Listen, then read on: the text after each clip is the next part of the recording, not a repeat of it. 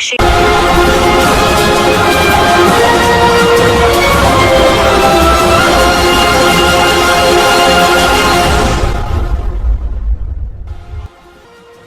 जिले की जावरा विधानसभा क्षेत्र से कांग्रेस प्रत्याशी वीरेंद्र सिंह सोलंकी ने नामांकन के बाद अपना जनसंपर्क तेज कर दिया है।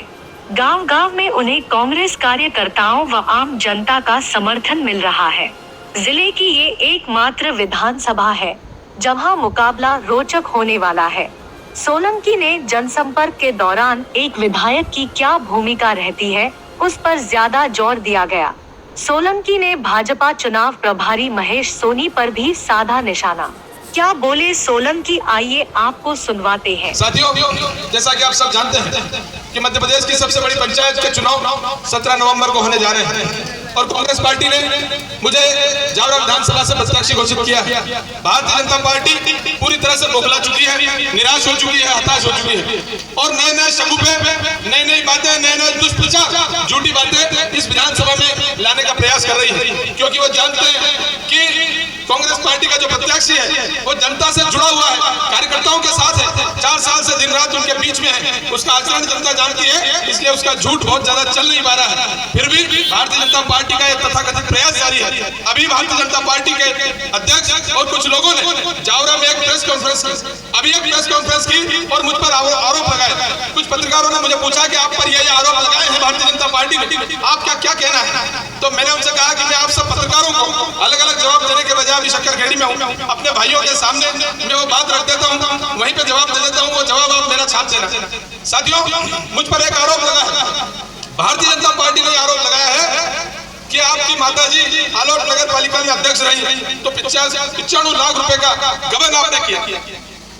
मैंने उस समय जितेंद्र गहलोत विधायक हुआ करते थे और आप में से कई लोग यहाँ सरपंच हैं, कई लोग पहले भी सरपंच हो चुके हैं। जो लोग पंचायत चलाते हैं, नगर पंचायत चलाते हैं, वो अच्छी तरह से इस बात को जानते हैं कि वो कभी भी सत्ताधारी दल के विधायक से लड़ाई नहीं करते हैं। करते हैं क्या? नहीं करते हैं ना।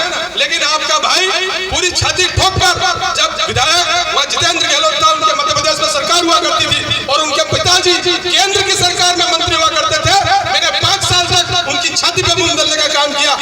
कहीं मेले में उनके पोस्टर तक नहीं लगाया, मैंने डंके की चोट कहा कि तुम भाजपा के हो, मैं कांग्रेसी कार्यकर्ता हूं और जब मान सम्मान की बात होगी एक विधायक के तौर पर तुम्हारा सम्मान कर सकता हूं, लेकिन एक कांग्रेस के कार्यकर्ता के तौर पर भारतीय जनता पार्टी के लोगों के सामने घुटने नहीं टेक सकता।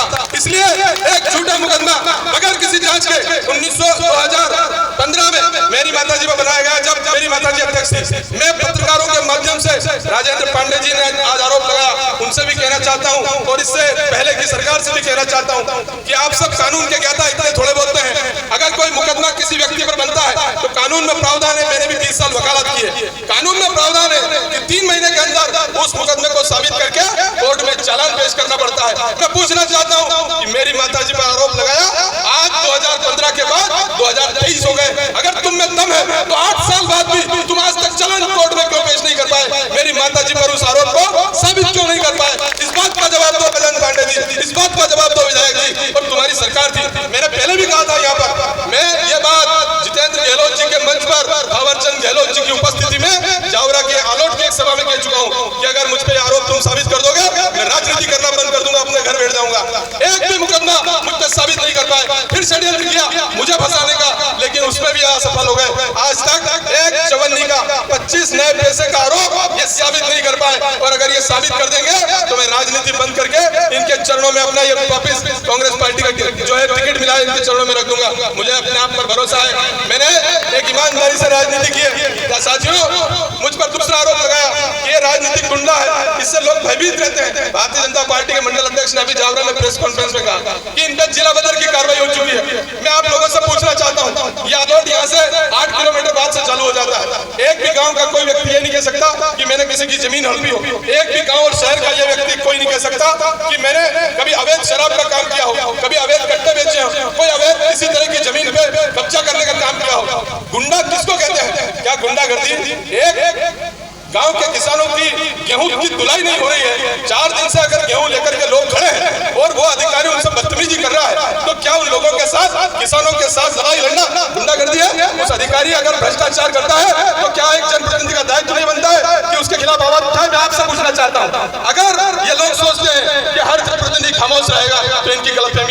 188 का मुकदमा मुझ पे इसलिए कायम हुआ कि आलोट के खिलाफती हनुमान मंदिर पर वेयर हाउस में हमारे किसान परेशान होते रहते थे और हमने इस बात का आरोप लगाया कि ये जो जिस तरह से गेहूं खरीदी में भ्रष्टाचार हो रहा है, इस पे बंद करो। हमने जब आंदोलन किया, चक्का जाम किया, तो 188 का रास्ता रोकने का मुकदमा मुझ पे दर्ज हुआ। और अगर इसको गुंडागर्दी कहते हैं तो मैं गुंडा ही सही। अगर जावरा के दौलतपुरा में आंबा से दौलतपुरा की सड़क बनना थी, कई साल से लोग आदिवासी परेशान थे और उन आदिवासियों की रास्ते के लिए वो लोग भटक रहे थे। मुझे जब बुलाया गया तो हमने पूरे गांव के लोगों के साथ जनपद पंचायत का घेराव किया। कोरोना काल चल रहा था, कोरोना काल में उस कारण जो है भीड़ एकत्रित करने के कारण 188 का मुकदमा दर्ज हो गया। अब मैं आपसे पूछना चाहता हूँ, गांव के लोगों के साथ अगर रास्ते की लड़ाई लड़ना गुंडागर्दी है तो मैं गुंडा हूँ। अगर उन गांव के लोगों पर अवैध मुकदमा जो कायम हुआ और उस मुकदमे के कारण हमने पुलिस थाने का घेराव किया और अगर एक और मुकदमा कायम हो गया, उसके बाद हम जिला पंचायत का घेराव करने पहुंचे उसी एक रोड के लिए। 3 मुकदमे मुझ पर एक रोड के कायम हुए, दौलतपुरा से आंबा, और 3 मुकदमों के बाद वो रोड डामर का तो आज तक नहीं बना, लेकिन जो है वो मुख्यमंत्री सड़क योजना में वो रोड बना है। अगर इसको एक गुंडागर्दी कहते हैं तो मैं आपसे न्याय चाहता हूं। मैं जावरा विधानसभा की जनता से न्याय की आस में हूं। आम आदमी के साथ खड़ा रहना और बेबाकी से कलेक्टर और एसपी से विपक्ष में लड़ना, हम सत्ता में नहीं है 20 साल से सत्ता से बाहर है।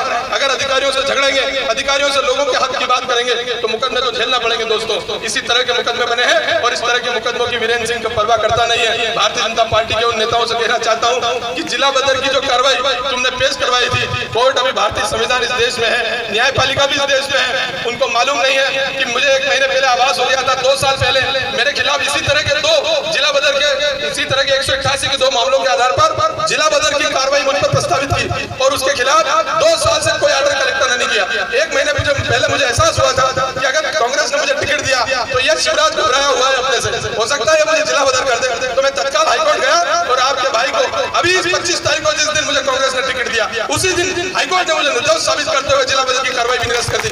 मैं अभी कॉपी कलेक्टर को भेज रहा हूँ, अभी कॉपी पत्रकारों को भेज रहा हूँ। भारतीय जनता पार्टी के जिन नेताओं ने पांडे जी ने जो आरोप लगाया उसकी जानकारी उनको नहीं थी कि ये मैं हाईकोर्ट से पहले निरस्त करा चुका था। उसकी कॉपी अगर व्हाट्सएप नंबर हो तो आपको भी देता हूँ, वो आप पांडे जी तक पहुंचाने की कृपा करें। साथियों, इस तरह के मामले एक वीडियो वायरल कराया एक भारतीय जनता पार्टी का मंडल अध्यक्ष ताल का मनोज काला, गोपाल काला वहां का मंडल अध्यक्ष, उसका भाई आलोट में अवैध कॉलोनियां काटता है और उन अवैध कॉलोनियों के बदले में लोग परेशान होते हैं, जनता को सुविधाएं नहीं देते हैं। आप मुझे बताएं कि करोड़ों रुपया अगर आप एक कॉलोनी में काटते हैं, वहां लोगों को आवास करने के लिए सुविधाएं नहीं देते हैं, आप पंचायत के सरपंच है, नगर पंचायत के अध्यक्ष है, क्या आपका दायित्व नहीं बनेगा कि आप उसको ठीक करें?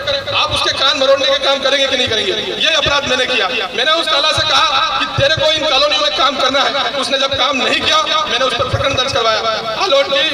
आलोट के पुलिस थाने में उस पर प्रकरण दर्ज करवाया। क्योंकि वो भाजपा का नेता था इसलिए उसने मुझ पर छोटे सच्चे आरोप लगाए। मैं इन आरोपों की परवाह नहीं करता, मैं इनकी सफाई भी नहीं देना चाहता, लेकिन भाजपा के नेताओं से कहना चाहता हूं कि ये भाजपा की जगह भाजपा हो गई है, खुजली ज्यादा हो गई है उनको, हमारी जो जन समर्थन हमको मिल रहा है। लेकिन मैं आपको कहना चाहता हूं कि आपके भाई पर जावरा विधानसभा की जनता से कहना चाहता हूं कि एक आरोप जो भाजपा ने लगाया है, अगर एक भी आरोप भारतीय जनता पार्टी के नेता साबित कर देंगे तो मैं अपने वादे पर कायम हूं। चुनाव अधूरा छोड़कर राजनीति बंद करके मैं वापस आलोट चला जाऊंगा, लेकिन मैं यहाँ पर इस तरह से मैदान छोड़कर जाने के लिए नहीं आया हूं दोस्तों। मैं दिन और रात विधायक बनना उद्देश्य नहीं था, मैं ये प्रण लेकर के आया हूं कि जीवन में जब तक सांस है तब तक जावरा विधानसभा के लोगों के साथ लड़ाई लड़ता रहूंगा। उससे मुझे भाजपा नहीं रोक सकती, न भाजपा रोक सकती है।